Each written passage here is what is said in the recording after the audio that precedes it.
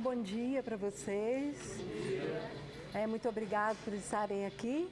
É um prazer para a gente poder falar um pouquinho para vocês, trocar um pouco de experiência, porque nesse decorrer agora dessa manhã, eu já aprendi muitas coisas com os outros grupos, né? Então é sempre muito interessante essa nossa troca também de experiência, né? E essas plantas, né, muitas delas são muito pouco estudadas, então com isso a gente está todo dia aprendendo nessa convivência e nesse nosso trabalho, que é o trabalho que vem desde a colheita até o consumidor. Há algum tempo atrás, essa etapa da pós-colheita, ela era muito pouco valorizada. Porque se pensava assim, não, eu vou produzir uma hortaliça de muito boa qualidade e depois entrego e pronto, acabou. Mas não é bem assim. As coisas não são fragmentadas. Então a gente tem que pensar que todo esse trabalho que nós tivemos para produzir essa hortaliça, depois ele pode ser perdido durante essa etapa da colheita até chegar ao consumidor. E se tratando das hortaliças não convencionais, muitas vezes nem somos nós que produzimos, porque muitas delas nascem de formas bastante espontâneas. Então é a própria natureza que produziu, que fez todo aquele esforço para nos dar uma serralha, uma beldroega, e depois nós colhemos e jogamos e a metade daquilo vai para a lata de lixo. Muito bom quando vai para uma compostagem, mas muitas vezes nem vai, né? Então é muito importante essa etapa da pós-colheita para que você tenha um produto de qualidade até que chegue na sua mesa para você consumir. O fluxo dessa pós-colheita, ele começa então na colheita, como ontem mesmo eu falei para vocês, e na palestra que a gente apresentou, e depois ele transporta-se, pode se transportar para um galpão, onde você vai fazer uma toalete, uma limpeza, tirar aquelas folhas mais danificadas. No caso dos carás, de inhames, você vai tirar todo aquele excesso de solo para você ter um produto bom para poder você comercializar, né? E de preferência você leva esse produto para um local mais fresco. Sobretudo as folhosas, elas são muito sensíveis a baixa umidade, altas temperaturas, então elas se desidratam muito rapidamente. Então tem que ter ainda um cuidado muito maior em se tratando das hortaliças folhosas. Depois dessa seleção, dessa classificação, nós podemos também levar essas plantas para serem embaladas, né? Para poder ter uma maior apresentação e para transportar mesmo, e também a gente colocar até o que é aquela hortaliça, porque em se tratando de hortaliças não convencionais, nós muitas vezes nem sabemos o que é a hortaliça. Com os outros grupos eu fiz uma pequena dinâmica e eu vou fazer com vocês também. Eu vou passar um saquinho de cada uma da planta e vocês vão tentar identificar essa planta para mim, para nós podermos começar a conhecer essas plantas, tá?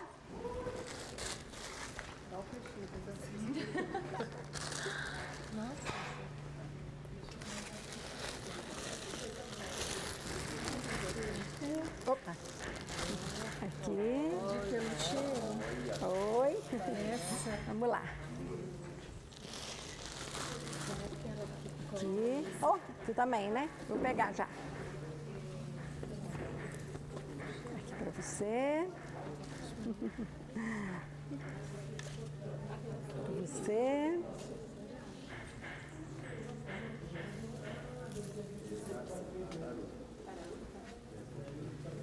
Vou te dar um pedaço desse, tá? E você... Esse aqui.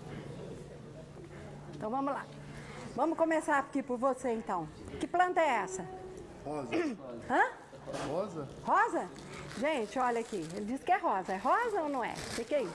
Se ele está falando, eu acredito. Acredita? Ah, mas não é, viu, gente? É orar pro nobres, tá? Então aqui orar pro nobres, né? Vamos conhecendo essas plantas, né? O seu é qual? Peixinho. Peixinho. Pegou lá embaixo? Pegou lá embaixo no laguinho? Não, né? Gente, por que até que o peixinho, né, é chamado de peixinho? Esse formato, né, e a gente quando foi trabalhar com a parte nutricional, nós verificamos que ele tem muito óleo vegetal. Então, é a hora que você empana, que você faz, aquele sabor ali, lembra realmente um peixinho, né? Ele tem muita fibra, ele tem 13% de fibra, é fantástico, então é muito interessante, essa aqui é bem procurada, né? O seu? Amaranto, opa, muito bem, amaranto aqui, ó, tá? Então, também bastante nutritivo, muito explorado, né? O seu? O almeirão. O amaranto é a flor? Não, o amaranto é a folha, é aqueles as sementinhas também. É da família do caruru, da mesma turma, mas... Vista de galo? Não, é específico mesmo, tá? Aqui nós temos então o almeirão, né? O almeirão verde, né? O seu? Hã? Serralha, olha só, né, gente? A serralha, né? Então, assim, até as flores da serralha, a gente fala só em capuchinha, mas tem muitas hortaliças que tem flores lindas que dá até para comer, como no caso o próprio almeirão, dá aquela flor bem azul, né? Aquela mostarda, dá aqueles cachinhos de florezinhas bem amarela, então dá para explorar todo o universo. Tá? Não sei. Não, alguém quer falar? Aqui?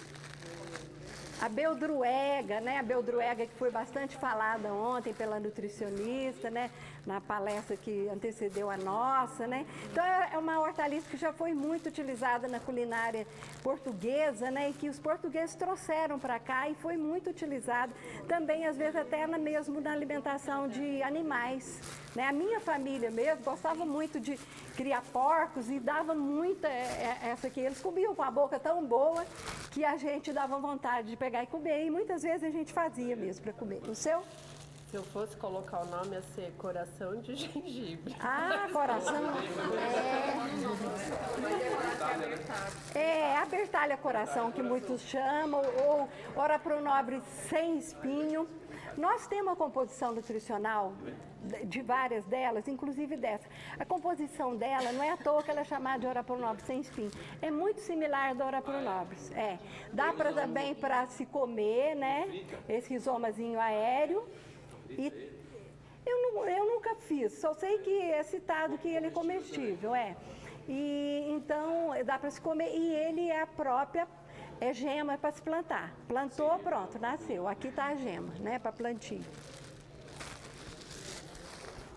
E a sua? Bertalha? Não. Essa é o Major Gomes, né? Que dá toda aquela panículazinha bem bonita aqui, ó, né? Com umas florzinhas rosa, bem interessante. Se usa também as sementinhas, né? Como é o Major Gomes ou Maria Gorda, né? Como muitos gostam. Araruta. Então tá aqui a araruta, né? Araruta aqui, né? O amido dela, a fécula, né? Então a gente... ela tem o poder de gelificação do amido dela é muito interessante, é muito utilizado na culinária e felizmente já estão resgatando. Tem um grupo de produtores na Bahia que eles estão bem organizados e produzindo bastante araruta. Então, em alguns mercados já está bem estabelecido, é fácil de se encontrar araruta, né? O seu? Não, ela fica um pouco mole, ela é mais para crepe. Eu às vezes uso muito ela parece mais aquela massa para crepe. Que é uma moringa? Moringa, muito bem. Aqui está a moringa, né? Então ela desfolha muito rápido. Olha, ela foi colhida, né? Antes de ontem o Nuno trouxe. Ele tá bombando, né? Então ela desfolha muito rápido e para poder desidratar ela é muito simples. Colocou numa bandeja, deixou, faz isso aqui, vira uma farinha fácil. Dizem que é o que vai matar a fome do mundo, né? Porque ela tem muitos nutrientes. Tem bastante, Não sei. Gente. Curioso. Então, isso aqui então é o melão andino ou muricato, muito explorado em alguns países andinos aí, e ele se adaptou muito bem nas nossas condições, né? Condição do cerrado, que é onde a gente pesquisa, né? Fazemos nossos trabalhos. Ele tem uma produtividade assim incrível, é muito bonito. E essas listras aqui púrpuras, elas se intensificam quando eles estão expostos à luz solar. Se eles estiverem debaixo das folhas, assim, que ela forma aquela saia mesmo, né? Ele vai dando muita rama. E ele não fica com essas manchas púrpuras, porque para sintetizar essas antocianinas precisa da luz solar, né? Então ele fica bem amarelo quando ele está maduro, é ele consumido como uma fruta, bastante doce, um sabor bem agradável. A parte interna dele, depois vocês podem até cortar aqui, quem tiver alguma faca, dá para ver que ele vai ficando bem amarelo e chega a um amarelo bem intenso. Caramuela. Caramuela, né, ou cará do ar, né, tem várias denominações, cará borboleta, né, que ele até apresenta com vários formatos. Aqui a gente até fez a farinha dele, né, dá uma farinha interessante. Ela é um pouco pesada, eu já testei assim, né, de forma bem doméstica, não como pesquisadora, né, que eu não trabalho bem com essa área, mas é uma farinha mais pesada mesmo. Então ele tem também um valor nutricional muito interessante em termos de proteína vegetal, é o dobro da batata comum, né? Então ele substitui muito bem uma batata.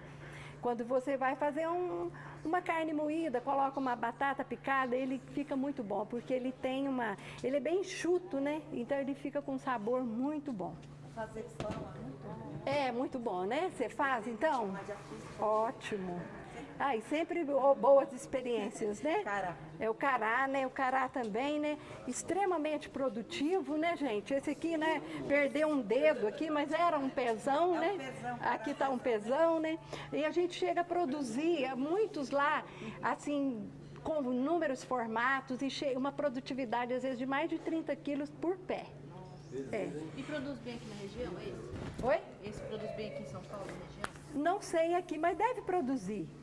Ele, até para facilitar a colheita, o técnico que trabalha com a gente lá, ele começou fazendo assim, aqueles montes de terra e plantando, porque era muito difícil no momento da colheita, era como a mandioca, aí você tem que, né, fazer toda... Tem a folha dele é uma rama, não é? Aí... Oi? A folha dele é uma rama? É uma rama. E aí o ponto ideal de colheita é quando ele começa a secar aquela parte aérea. Porque é quando já houve bem a translocação de todos os nutrientes para essa parte que está, né, subterrânea, que são, né, os tubérculos e tudo. E aí há uma intensificação mais do amido, dos açúcares. Nativa, né? Aqui no Brasil? Tem muitas que são nativas. Margarita. Algumas vieram da África, né? Mas tem algumas que são. Mangarito, né? Muito bem, olha só. Então, esse mangarito aqui, né, é uma coisa também que, assim, muito interessante do ponto de vista nutricional, histórico, né? Porque tudo isso é um grande patrimônio sociocultural brasileiro, tudo isso que nós estamos falando, né? E o que é patrimônio merece ser conservado, resgatado, né? Então, sempre que a gente comenta sobre alguma dessas hortaliças, a gente verifica que alguém tem alguma história para contar. E nós temos, o senhor que está produzindo lá, inclusive esse aqui é procedente da produção dele, lá parceiro nosso, lá na região de Brasília, ele disse que matou a fome, a família dele matou a fome quando ele era criança, que foi uma época de escassez de alimento, muito com mangarito, comendo mangarito com melado, com outras coisas. Então sempre as pessoas têm alguma história para contar e ele é um desses mais energéticos do grupo aí, desses tubérculos, ele é um dos mais energéticos. Então voltando agora um pouco aqui para a nossa temática aqui, né? Em termos de embalagem, né? Nós ainda não temos, assim, embalagens muito, né, biodegradáveis, que estão bem acessíveis no mercado, igual já existe, algumas feitas de fécula de batata, de amido de milho, mas a gente, sempre que puder, a gente está sempre tentando utilizar o mínimo possível dos plásticos e, se possível, vai comprar uma hortaliça, coloca duas no mesmo saco para poder evitar, né? Mas, à medida do possível, podemos também usar um transporte rápido, se for para casa, consumir logo, pode-se até utilizar um saco de papel. A gente utiliza também, assim, para comercializar esses sacos em forma de cone, com perfurações bem minúsculas, mas que favorece a troca gasosa, porque a planta, depois de colhida, ela mantém viva, ela está respirando, está transpirando. Então há uma troca gasosa, ela continua ali no metabolismo. Por isso que é importante você levar para um local mais fresco, um local às vezes até com um pouquinho de refrigeração. Até me falaram assim, eu coloco no ar-condicionado. Falei, então tem que pôr um pouco de água, um nebulizador, uma bacia com água, porque o ar-condicionado às vezes ele até retira mais a umidade do ar. Aí você vai manter em termos de temperatura, mas você vai perder a umidade, né? Então você pode utilizar, igual a gente mostrou aqui, né?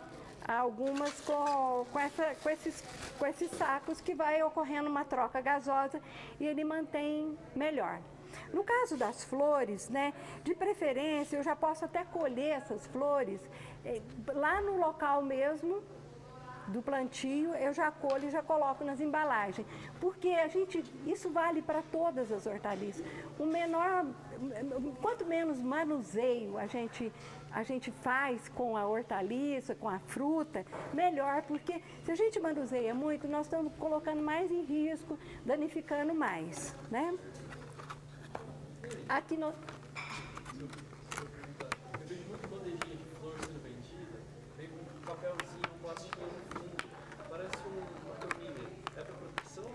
É para umidade. É, umidade. Aqui nós temos o pepino, né, o mini pepino também, que é bastante comercializado, tem uns até menores, dá também para fazer conserva, né? E muitas pessoas, né, utilizam bastante nas saladas ou de outras maneiras, como se usa o pepino convencional. Aqui nós temos a geleia de vinagreira, que é feita com aqueles cálices, né, do próprio fruto ali. E é uma geleia de alta qualidade, deliciosa, dá para diversificar bastante. Aqui nós temos a semente da capuchinha, né? Então a semente verde. É importante ressaltar para vocês, isso aqui são experiências que a gente vai adquirindo no nosso dia a dia. Se você tem intenção de fazer essa conserva, que é chamada de falsa alcaparra, colher essa semente mais verde, porque senão ela vai ficando um pouco fibrosa à medida que ela vai ficando um pouco mais velha. Então, colhe ela mais verde, mais novinha, para fazer esse tipo. E elas são, né, se a intenção é o plantio, então deixa ela secar e depois você forma as mudas. Como eu mencionei ontem, a gente trabalha desde o campo, né? Eu acompanho muitos trabalhos de campo, me envolvo com os trabalhos, dou palpite também, né? Porque a gente fica vivenciando, eu sou agrônoma também, já trabalhei em campo, então para mim é muito bom, é esse link que se faz entre as áreas, não posso ficar só da porteira para fora, né? E aí a gente fez um trabalho com a produção de mudas através das sementes. Há uma segregação, então nós plantamos só semente de flores, proveniente de flores vermelhas e produzimos em torno de 75% de flores vermelhas. Os outros 25%, houve uma variabilidade das outras cores, amarelo, laranja, então ela segrega mesmo. Agora, se você trabalha com um pedaço da haste, planta, claro, você vai ter a fiel cor que você coletou. Tá? E aí, mais as plantas produzidas através de semente, a quantidade da produtividade de flores é muito surpreendente, é muito superior. As plantas são mais vigorosas também, tá? E a gente verificou que, como eu já mencionei, a questão dessas flores amarelas, todas elas têm alto teor de carotenoide, sobretudo um carotenoide muito importante do ponto de vista da saúde da nossa visão, que é a luteína. Então todas têm, mas a concentração maior nós encontramos nas flores amarelas, né? E elas podem também ser desidratadas. Eu creio que daqui a pouco alguém vai querer até comercializar de alguma forma, não sei, cápsula, alguma coisa, como estão fazendo com outras, porque aqui nós conseguimos, nós já fizemos um trabalho, já publicamos, a gente mantém esses carotenoides. Essa questão da desidratação é importante, uma desidratação bem feita, para a gente manter a cor. Que a cor está muito associada com as propriedades desses nutrientes, que são os carotenoides. Porque se você começa a deixar ela ficar muito escura, ela vai perder bastante, porque os carotenoides são muito sensíveis à luz. Então, tentando manter essa característica bem peculiar, que é essa coloração bem intensa. As folhas, só fechando, dá licença, as folhas também são extremamente nutritivas, elas substituem tranquilamente um agrião, tanto que essa picância da capuchinha, ela é o mesmo princípio do agrião. Então, as folhas, além de ter a picância, né, elas também têm um teor de proteína vegetal muito interessante. Pois não? Imagina. A capuchinha depois da flor, depois de desidratada, qual que é o peso dela em água pela pele? Qual que é o rendimento dela? Eu não lembro assim exatamente, mas eu posso depois te passar. Mas assim, normalmente as hortaliças, elas são mais água, né? A flor aqui, depois eu posso te falar. Mas eu acho que foi em torno de 75%, 80%. Foi mais ou menos isso. Porque, na verdade, assim, vai depender muito também de como você vai colher. Se você colhe uma flor mais nova um pouco, ela está muito mais hidratada, né? Se você colhe ela já no estágio um pouquinho mais avançado, aí a umidade também vai estar bem mais baixa. Então é muito variável, mas normalmente as hortaliças, a faixa do teor de umidade varia muito assim, de 80 até aquelas que têm umas folhas mais suculentas, como aqui o Major Gomes, na faixa dos 92, 93, sabe? Então tem a bertalha mesmo, tem um teor de umidade altíssimo também, né? Porque ela também é uma folha bem suculenta, né? Esse Orapo Nobre também, desse sem espinho, né? O coração. Então vai muito da estrutura da folha também, né? Do tipo mesmo da hortaliça que você está trabalhando, tá? E então, com relação à questão das embalagens, igual eu já mencionei para vocês, né? A gente tentar, na medida do possível, como nós estamos tratando da biodiversidade, às vezes me parece assim, igual a gente discutiu em outros grupos, um certo contrassenso. Trabalhando com biodiversidade usando plástico. Mas, às vezes, em algumas situações, é esse o caminho, mas na medida do possível nós podemos utilizar a nossa criatividade e tentar minimizar essas questões desse aumento aí de plástico na natureza, ou reutilização de algumas coisas, né? Então isso é muito importante, ou levar a própria sacola de casa, quando vai numa feira, tudo isso contribui de forma bastante significativa, né? E deixa eu ver o que mais que a gente teria aqui para falar, né? A questão mesmo, igual eu já falei da questão da temperatura de armazenamento, né? No caso aqui, os carás não precisa ser refrigerado nunca. Ele até é bom que ele fique logo após colhido, alguns dias, numa condição que a gente chama de uma meia cura, uma cura rápida, para ele perder aquele excesso de umidade, que ele vai durar muito mais e concentra muito mais os açúcares, os amidos. Então, é interessante, às vezes, você deixar para ele não ir numa condição, às vezes, até um período que ocorre uma chuva, eles ficam muito cheios de umidade, favorece também o desenvolvimento de micro-organismos e ele vai durar muito menos. Isso vale para o inhame, vale para o mangarito, né? Então, é bem interessante. Já as folhosas, como eu mencionei, o interessante delas seria uma temperatura na faixa dos 5 graus. Mas, normalmente, nós não vamos armazenar nesses 5 graus. Então, a gente trabalha muito com temperatura de 10 graus, simulando uma condição de supermercado, onde são expostos ali naquelas gôndolas as hortaliças. Então, a gente trabalha para a gente simular uma situação real no mercado. E, então, não seria aquela condição melhor para aquela folhosa, mas já iria minimizar. E, na medida do possível, uma nebulização leve, tudo isso ajuda, né? E se for, às vezes, até deixar de um dia para o outro para comercializar no outro dia, pode até colocar numa vasilha com um pouquinho de água, depois tirar o excesso de água, secar, para não deixar a hortaliça também muito molhada, porque se a gente tenta deixar muito molhada, a pessoa chega em casa, coloca na gaveta, ali já vai começar a apodrecer muito rápido, entra em senescência muito rápido, né? Então são cuidados assim que a gente tem que levar em consideração, tanto no momento de toda essa etapa, desde a colheita, assim como também na parte doméstica, né, para a gente ter um produto de boa qualidade. Como eu combinei com os outros grupos, né, a gente vai finalizando aqui e deixar um espaço, porque às vezes vocês querem ou colocar uma experiência de vocês, ou mesmo também fazer alguma pergunta que às vezes não deu tempo de eu abordar, tá? Só uma coisa que eu não mencionei é a questão dos carás, dessas coisas que nós podemos utilizar esses saquinhos, né? Mas fica aberto aí para algum questionamento. A semente da capuchinha que você põe com o quê? Então, isso aqui foi feito assim de uma forma simples, porque essa não é a área que eu atuo, mas foi feito mesmo para eu trazer como demonstração. Aqui só tem mesmo metade de vinagre e metade de água.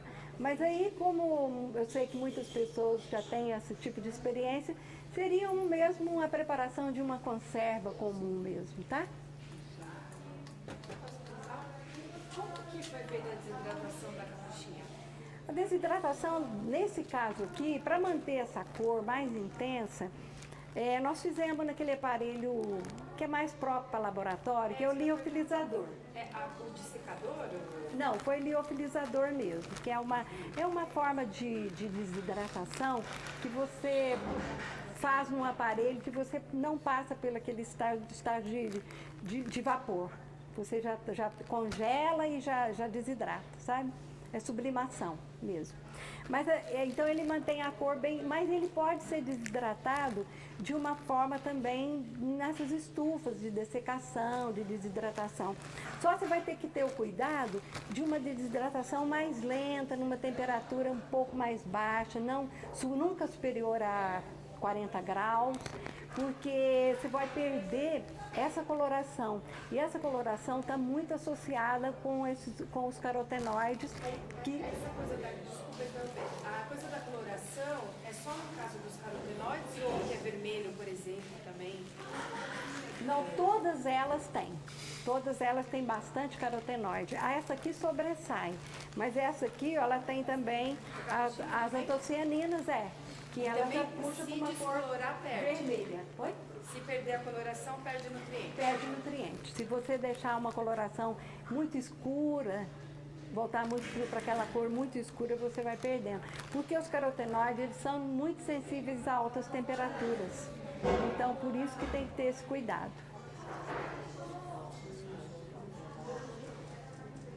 Mais alguém?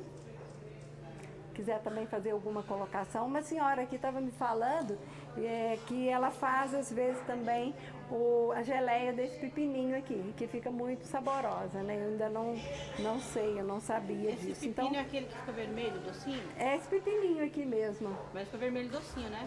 Ele aqui é porque começou, eu peguei no meio desse. Ele é um doce. É como uma fruta docinha. Bem gostosinha. Nós conversamos na terceira estação, nós estávamos no canteiro de Taioba, e aí o Sérgio, o proprietário, falou sobre um problema que na verdade está associado à nossa cultura atual, né? De lidar com o alimento de hortaliça, que é a sazonalidade, mas a procura daquele determinado produto na época que ele não... que é o caso da taioba, que é muita procura no inverno, e é justamente a época que ela a produção não está a todo vapor.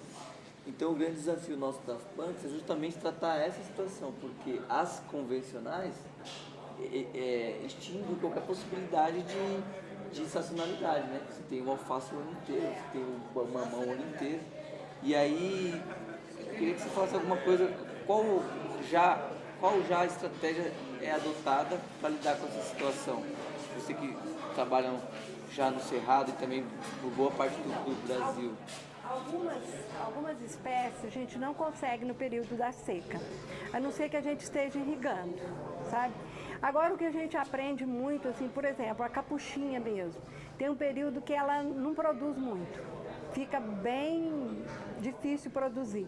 E por acaso a gente vai observando e quando ela está, às vezes, debaixo de uma moringa, ela continua produzindo, porque ela pegou um pouco de sombra. Então, eu acho que às vezes é interessante começar a observar, até da taioba mesmo, tentar uma situação de uma agrofloresta, alguma coisa assim, porque elas gostam de lugar encharcado, né? Há tantas taiobas, inhames, né?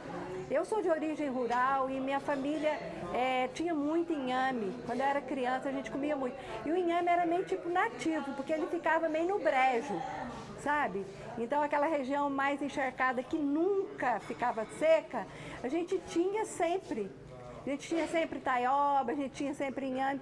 Claro que no período, às vezes, que era um período local mais frio, às vezes dava uma geada, dava uma afetada.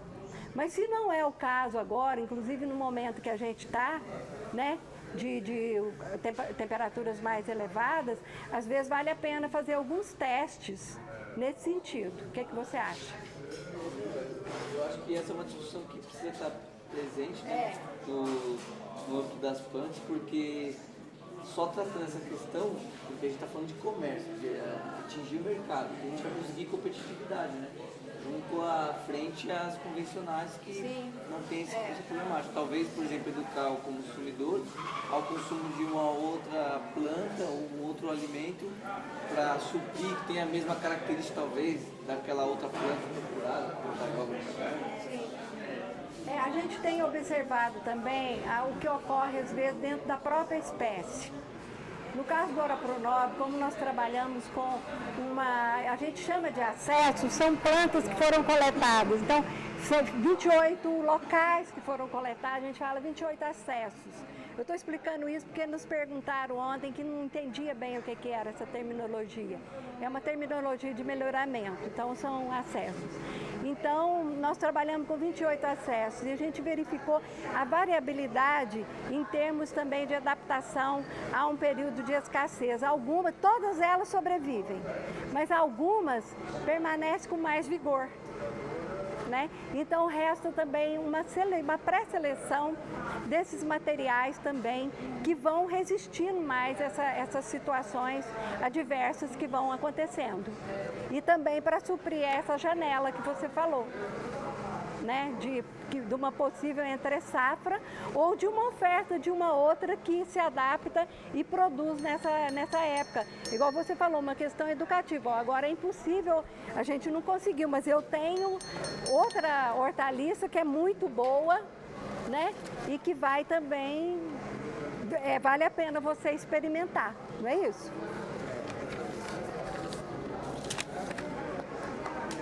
Muito obrigada.